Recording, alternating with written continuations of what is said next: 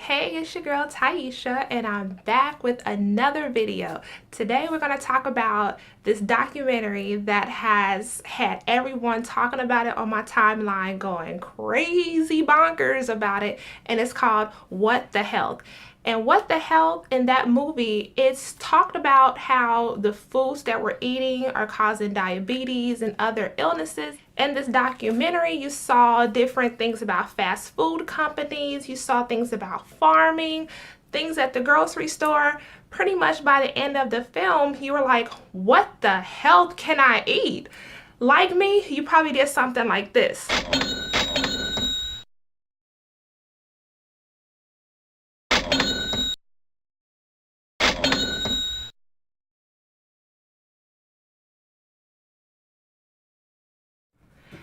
However, this information is not new. It's just repackaged and presented again.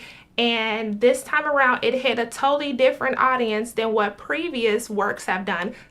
So after watching What the Health and you were presented with this shocking information, many people were left with the question, well, what the hell do I eat now? Or what the hell do I eat now?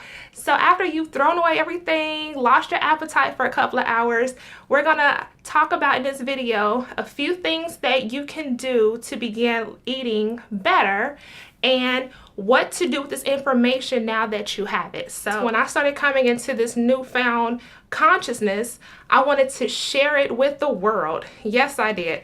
And where did it get me? Nowhere. I was going around family members telling them you shouldn't eat the pork because of the tapeworm, and you shouldn't drink cow's milk because it has pus in it, you shouldn't eat sugar because of this, and you shouldn't eat that because of that, and Monsanto, GMOs, and blah, blah, blah. People thought I was crazy.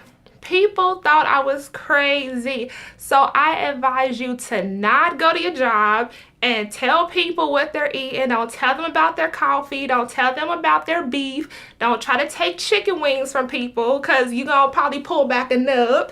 Don't do that. So what do you want to do? What you want to do is only provide the information and engage in other people who are speaking your same language. Case in point, I had joined a few Facebook groups after I found out this knowledge around 2013, 2014. And there was the common thing that people would say. Well, my grandmama ate this and she lived to be 9,900 years old, and she ate pig feet, she ate hogtail, she ate this, she drank milk, she smoked crack, she did this, smoked a pack of cigarettes an hour, and she lived. What's wrong with that? You're so dumb. You are really dumb. For real. And it's like, you can't debate those people. You should not even try to engage with them. There is a community and an audience and a group for everything. So you cannot go and try to speak this knowledge and get on your soapbox and try to preach these people and take away their food. Don't do that. What you do is incorporate these lifestyle changes first with yourself, and even before you introduce it to your family. For my family, I was the one who bought the food, who went grocery shopping. Therefore, if you didn't want to eat it, just starve and do what you want to do. If you wanted to eat something that I didn't buy, you go buy it, you prepare it. However, I guarantee you, once you start cooking stuff, and one, when people start smelling and seeing what you have, it's going to draw their curiosity. Two, once they start seeing the positive changes in you, then they're going to want to get on board.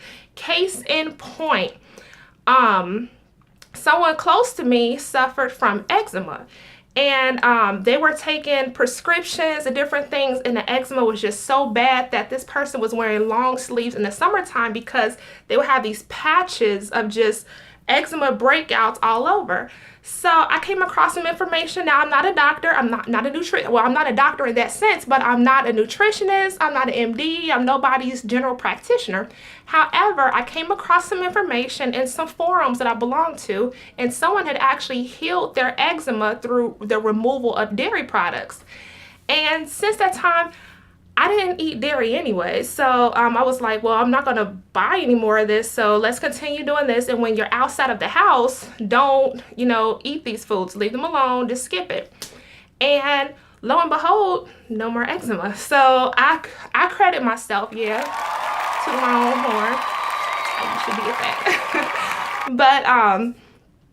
But yeah, I credit myself to that. And the most hurtful thing that someone can tell you, because like you'll have this new passion to want to help people live, and when you see someone with an ailment or something, or if they have diabetes or something going on, you want to say, hey, well, I found this information that says if you do this, this, this, and change, then you can reverse this. People don't want to hear that. The majority of people who are set in their ways do not want to hear that. They want to continue doing what they were trained doing, what's in their tradition. So when you go and tell them something else, it's a shock for them. It's like, no, I can't do it. I'm not going to do that. For instance, I had someone tell me that I was saying like, hey, I want you to live. I want you to eat healthy. Let's take this health voyage together. And they flat out said, I don't care. I want to eat this way. I've been eating this way. And if I die, I got an insurance policy. Everybody who's a beneficiary will get some money. Win-win. You are so dumb. You are really dumb. For real. And I'm looking to them like, okay, that was the most stupidest, idiotic thing you could have ever said in your whole life. So for a little while, I felt like Huey from the Boondocks. Bacon wrapped chitlin stuffed catfish? Granddad, you can't serve this kind of food to people. It'll cause death. People constantly come up and ask me like, oh, Tieesha, you have the perfect shape. How do you stay so skinny?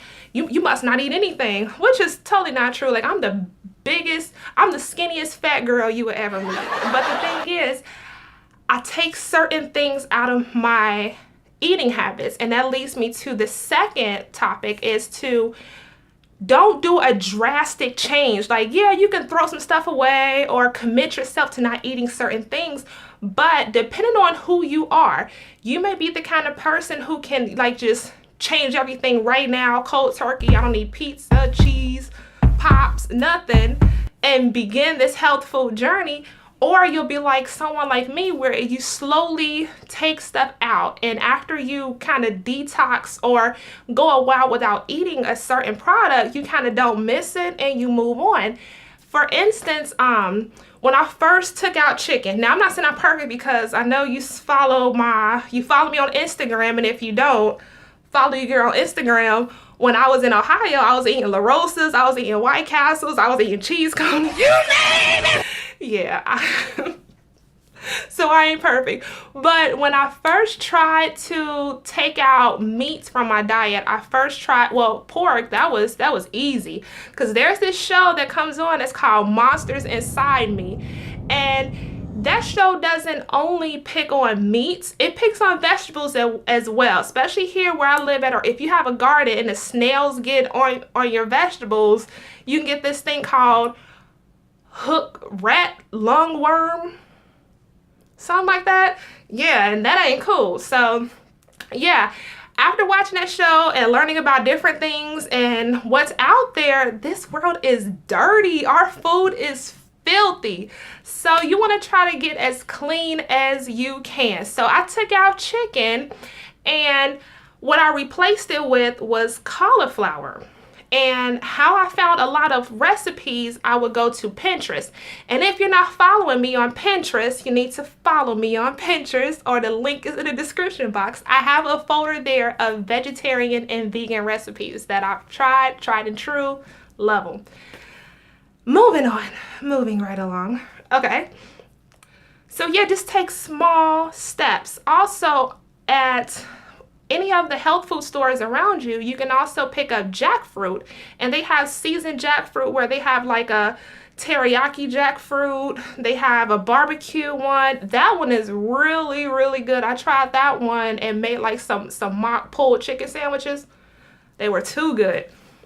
So after that, you kind of stop craving certain things. So you have to also change your habits. And one of the habits I had to change after I became conscious about the food that I was putting into my body was I didn't go out with friends as much because, like I said, when you go and you're eating healthy and you just order a salad or you ask for something that is vegan on the menu, a lot of places do have vegan options and they have it marked. But a lot of places you have to request it or you have to order a bunch of side items to make a meal. And then you get the questions, why you eating like that? Or da-da-da. And people all in your business saying stuff. And me, I would get this thing like, girl, that's why you so skinny, because you don't eat. You need to eat, girl. You put some meat on them bones. and I just want to do this. Okay. Yes. The other thing that I had to do once I started eating healthy was I would get invited to barbecues and get invited to certain parties. You gotta bring a dish for the party, but you also gotta bring your own food. So yeah, you'll look kind of weird, whatever, but hey, you're sitting there eating your own food. You don't have to worry about anybody else picking over your stuff or nothing. Like, you brought your own little meal. You sit there, eat your little meal, and go on about your business. Welcome to this newfound life, because you actually do get a second chance at life. You start seeing some of the benefits, and you're also a positive example, especially with setting an example for those who look up to you, such as there could be a coworker, there could be children that you have, a parent. Just, it's all good, okay? There's another documentary that I'm going to put in here that I watched. It's called Soul Food, I believe. And if that's not the correct title, it will be right here. So I know I done mentioned a bunch of stuff that'll be up here, so we'll work it out. Okay? Well, I thank you again for tuning into this video about what the health and what the do I eat. So hopefully I answered your questions. If you have any questions, make sure you put them down in the comments. Make sure you follow me on Instagram, because I have a video coming up about wheatgrass. So that's another thing that it will also help you jumpstart into your health goals and whatnot. So I'm gonna get out of here. Make sure you hit the subscribe button. Make sure you like, and I will see you on the next video.